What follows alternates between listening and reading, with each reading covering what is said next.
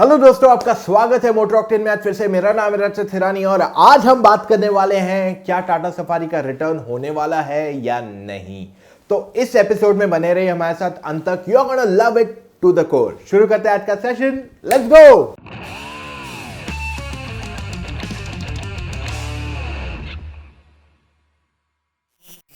दोस्तों, टाटा सफारी एक लेजेंडरी गाड़ी रही है for the Indian car market और हमने रिसेंटली बात की थी with Tata Motors marketing head. उन्होंने क्लियरली कहा कि टाटा के 3 products they love love love to relaunch once again. एक तो है सियरा, एक है सुमो और एक है सफारी। अब इससे पहले कि मैं डिटेल में जाऊं कि ये सफारी क्या है, लेट्स ब्रेक डाउन कि ये सफारी लोगों को इतनी पसंद क्यों है। Okay, let's break that down and then let's try and understand कि क्या वजह है, ये कब तक आ सकती है and what could we expect out of it. So let's start with the very basic fundamental.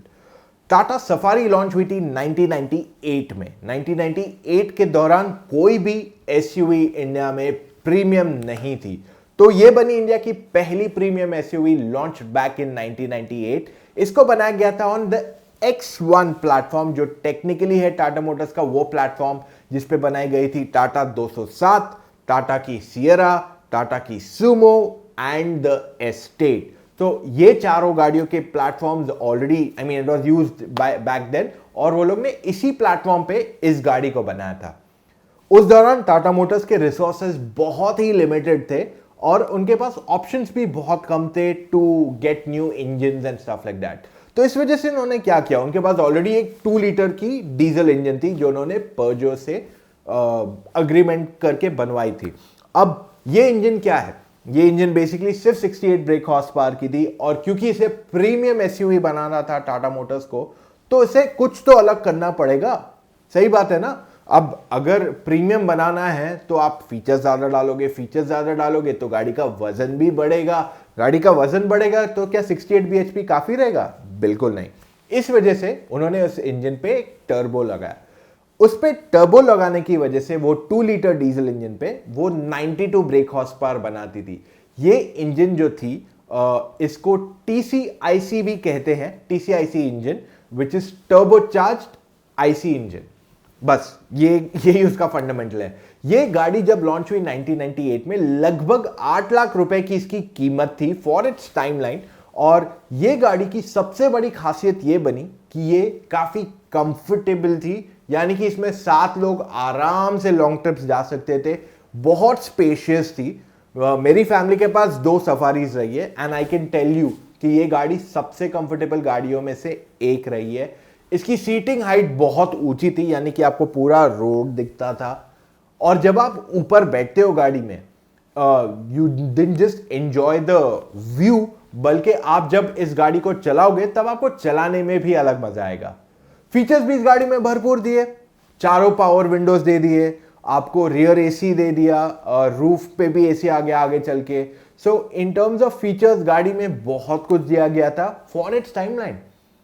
8 lakh में जब वो गाड़ी आती थी तब मारुति 800 की कीमत 2 लाख रुपए थी उस टाइम पे। You see the difference. आज मारुति 800 नहीं, ऑल्टो आती है, वो 5 लाख के आसपास आती है। और सफारी जब डिसकंटिन्यू हुई 2019 में तो उसकी कीमत Maruti has gone from 2.5 lakh rupees to 5 lakh rupees, यानी कि ऑलमोस्ट डबल। और सफारी जब बंद हुई तब उसकी भी कीमत 16-17 लाख के आसपास थी, which is exactly double. So technically जो इन्फ्लेशन हुआ है मार्केट में, that is across the board same. Okay, moving on to another important aspect कि ये सफारी को लोगों ने इतना क्यों चाहा। एक तो उस टाइम पे उस सेगमेंट में कोई भी वो गाड़ी नहीं थी, वो सेगमेंट में, ठीक है। जब सफारी लॉन्च हुई थी 8 लाख के आसपास, तब मार्केट में क्या आता था, होंडा सिटी आती थी, बलेनो आती थी मारुति की, देयर वाज द लैंसर, सब सेडान्स है, सिएलो, एस्ट्रा, एस्कॉर्ट, सारे सेडान्स है। एसयूवी किसी ने बात की? बिल्कुल नहीं। तो टाटा सफारी बनी पहली प्रॉपर एसयूवी, जिस वजह से लोगों ने इसे बहुत चाहा। शुरू हुआ 98 से इसकी जर्नी। कुछ ही टाइम बाद टाटा ने रियलाइज किया कि इसमें एक 4x4 ऑप्शन भी दे देना चाहिए, तो उन्होंने 4x4 सफारी भी लॉन्च किया। मुझे अभी भी याद है वो सफारी का कमर्शियल जो लॉन्च किया था, जो बहुत जबरदस्त था। उन्होंने दिखाया था कि किस तरीके से एक बंदा ऋषिकेश में छोटी राफ्ट चला रहा है अपनी सिंगल, और वहीं पे बाजू में लड़का नहीं लड़की चला रही है राफ्ट, और बाजू में उसके सफारी जाती है, वो उतरती है अपनी राफ्ट से, राफ्ट सफारी में डालती है और बंदे के साथ चली जाती है. So this was really incredible ad for its time. मुझे अच्छे से वो एडवर्टाइजमेंट अभी भी याद है. So this spoke a lot about the product in itself. जो सफारी थी वॉज अ बिग हिट, क्योंकि एक तो एसयूवी कोई था नहीं सामने, दूसरा फीचर्स अच्छे थे, बिल्ड क्वालिटी ज़बरदस्त है, तो लोग लेने लग गए. तो एक स्टेटस सिंबल बन गया. अगर आप मंत्री हो, संतरे हो या कुछ भी हो, आप अपने एरिया के एमएलए हो या लोकली आप एक पावरफुल इंसान हो, तो वो एक स्ट्रॉन्ग स्टेटमेंट बन गया आपके लिए खरीदने को. 2001 में स्कॉर्पियो आई, जहां पे रियल राइवलरी चालू ही दोनों प्रोडक्ट्स की, but I am not getting into that aspect. Tata ने एक और एक चीज की थी, सफारी में पेट्रोल इंजन लॉन्च किया. अब पेट्रोल इंजन भला कौन लेगा यार, इतना फर्क है पेट्रोल डीजल प्राइस में. डीजल इतना सस्ता था back in the day. Petrol और डीजल प्राइस में मेजर डिफरेंस था, क्योंकि डीजल पे एक सब्सिडी थी. अब देखिए डीजल जो है ना, जनरली फार्मर्स या आपके फूड ग्रेन्स ट्रांसपोर्ट में यूज होते थे. अगर उसकी प्राइस बढ़ती है, यानी कि आपके खाने पीने के सामान का भी प्राइस बढ़ जाएगा. तो वो ध्यान में रखते हुए डीजल पे एक मेजर सब्सिडी दी हुई थी गवर्नमेंट ने, और जो प्राइस बढ़ानी थी वो पेट्रोल की बढ़ाते रहते थे, डीजल की ऑलमोस्ट फिक्स रहते थे. तो इस वजह से डीजल एक अच्छी चॉइस बन गई. तो इसमें पेट्रोल कोई क्यों लेगा, मतलब पागल है क्या. तो पेट्रोल का एक मेजर स्ट्रॉन्ग पॉइंट था उसका परफॉर्मेंस. पेट्रोल इंजन बहुत जबरदस्त परफॉर्मेंस देती थी ऑन द सफारी, पर ये इंडिया में लॉन्च होके इतनी सक्सेसफुल नहीं हुई. सफारी पेट्रोल माइलेज नहीं देती थी, 5 से 10 के बीच में कहीं माइलेज देती होगी डिपेंडिंग आपकी ड्राइविंग पे, but it was never a successful product, और कभी सक्सेस होने नहीं वाला था, क्योंकि टाटा का मेन रीजन उसे पेट्रोल में इंडिया में लॉन्च करना नहीं था, उसे एक्सपोर्ट करना था. तो जिन देशों में सिर्फ पेट्रोल एसयूवीज चलती है, जैसे गल्फ देख लो आप आज के तारीख में, चाइना आप देख लो, यूएस देख लो, काफी सारे मार्केट्स है जहां पे केवल कंज्यूमर पेट्रोल गाड़ी ही ले सकता है. डीजल काफी कम ऑप्शंस रहते हैं उनके पास खरीदने को. तो उन मार्केट्स के लिए टाटा मोटर्स ने एक पेट्रोल वर्जन निकाला ऑफ द सफारी. इंडिया में देते थे डिलीवरी, पर मेजरली एक्सपोर्ट करते थे.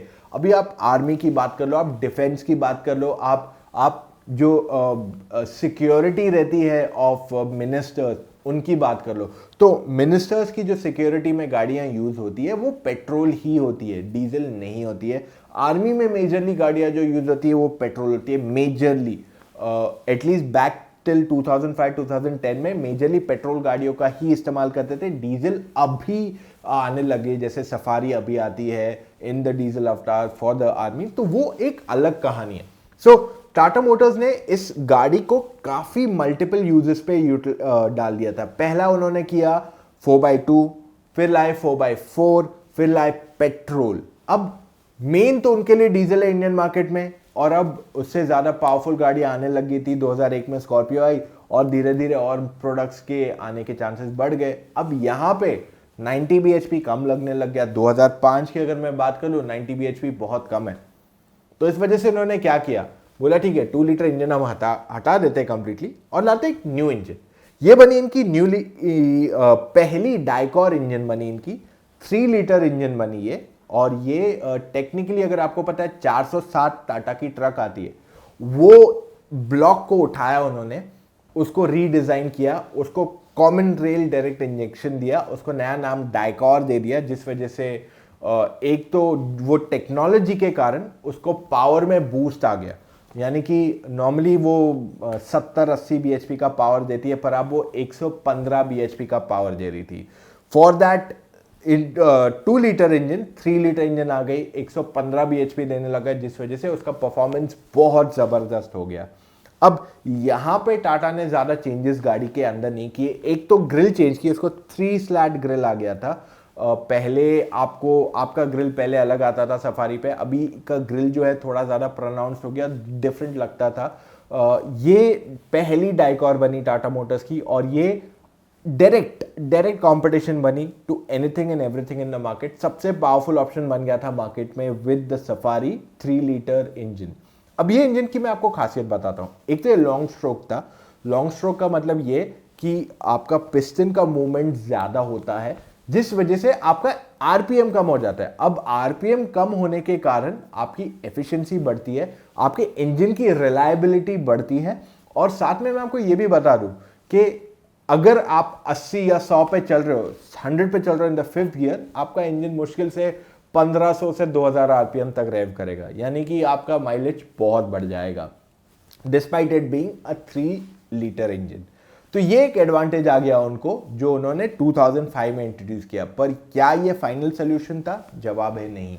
उन्होंने इसको सिर्फ एक मेकशिफ्ट सोल्यूशन बनाया था ताकि 2007 में उनकी नई इंजन आ सके 2.2 लीटर जो कंप्लीटली एल्यूमिनियम थी। ये 140 bhp बनाती थी, बन गई सबसे पावरफुल गाड़ी इन इट्स सेगमेंट। और इसमें और भी फीचर्स आ गए, नया वेरिएंट आ गया था VX, जिसमें आपको लेदर अपहोल्स्ट्री दे दी गई, काफ़ी सारे लग्जरी फीचर्स दे दिए गए इस गाड़ी में, जो इसे ज़्यादा बेहतरीन बना दिया देन बिफोर।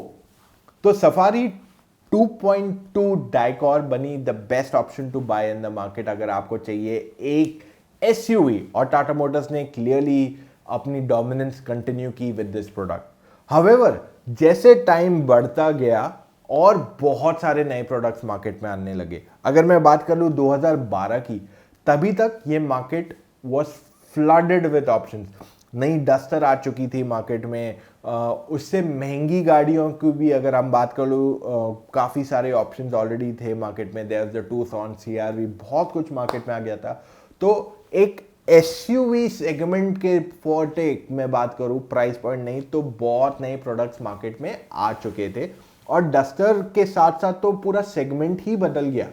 लोगों को कॉम्पैक्ट एसयूवी बहुत पसंद आने लगी और डस्टर से there was a big dip. अगर आप सफारी की बात कर लो, स्कॉर्पियो के नंबर्स की बात कर लो, बोलेरो की बात कर लो, और even for that matter of fact XUV500 की बात कर लो, इन सब के नंबर्स गिरने लग गए।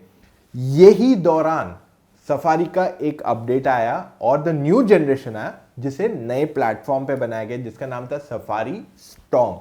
ये बनी safari storm on the X2 platform. इसमें इंजन जो था वो 2.2 को कंप्लीटली रिवैम्प करके नई टेक्नोलॉजी के साथ इंट्रोड्यूस किया और इसका नाम रखा वैरिकोर। ये गाड़ी की सबसे बड़ी खासियत थी कि ये टाटा का जो स्पेस उनका मेन टॉकिंग पॉइंट था उसे बरकरार रखा। गाड़ी की बिल्ड क्वालिटी और बेहतर हो गई और साथ में उन्होंने गाड़ी की इंसुलेशन इंप्रूव की। Because of all these aspect एक ज्यादा बेहतर प्रोडक्ट बन गया। अब जो सफारी का एक मेजर ड्रॉबैक था वो था उसका टर्निंग रेडियस। ये स्टॉर्म के साथ उन्होंने वो भी फिक्स कर दिया, पर प्रॉब्लम दूसरी थी। यहाँ पे 2012 चल रहा है, हर गाड़ी में अभी तो टच स्क्रीन सिस्टम आ गया, एटलीस्ट 2 दिन म्यूजिक सिस्टम आता है। सफारी में अभी भी वो छोटा सा आफ्टर मार्केट वाला म्यूजिक सिस्टम आता था। Isn't that a drawback? Of course it is. Features कुछ भी नहीं थे सफारी में फॉर द 2012 एरा, और यहां से सफारी का डाउन टर्न शुरू हो गया। अब देखिए, सफारी अगर मैं आज भी बोलूं चलाने में बहुत जबरदस्त है। लोगों ने 1998 या जो भी साल में गाड़ी पहली खरीदी है, उन्होंने बेच के फिर सफारी ली है, फिर सफारी ली है, फिर सफारी ली है। अब मैं एक बंदे को जानता हूं जिसने 4 या 5 सफारी ले चुका है, एक एक बेच के, और एक एक गाड़ी उसने 2 लाख, 5 लाख, 6 लाख चलाई है। गाड़ी बहुत कंफर्टेबल रही है, स्पेशियस रही है, फीचर लोडेड रही है। पर क्या चीज रही है सफारी की जो क्लियरली मिसिंग है, और वो है फीचर्स। पहले वो शुरू हुई, अपनी जर्नी शुरू की with a lot of features, और जैसे ही उसका एंड आने लग गया तब उसमें फीचर्स मिसिंग हो गए और कहीं ना कहीं मार्केटिंग उस पर कम की गई। Is what I clearly see that. एक और एक चीज, सफारी को एक अपडेट भी आया था इन 2015-16, जहां पे उसमें सफारी 400 को लॉन्च किया, जिसमें उसको 400 न्यूटन मीटर का टॉर्क मिला, 6 स्पीड मैनुअल ट्रांसमिशन मिला, पर वो केवल एक ही वेरिएंट में आने लगा।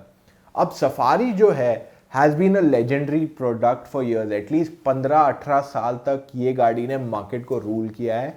However what it needed was a timely update. जैसे अभी आप स्कॉर्पियो को देखो, Scorpio right now is going down in its number slowly. अब स्कॉर्पियो को एक मेजर एडवांटेज ये रहा है कि वो कमर्शियल मार्केट में भी अवेलेबल रही है, जिस वजह से वो अभी भी नंबर्स बरकरार रख पाई है। वेयर सफारी के साथ वो कहानी नहीं रही थी।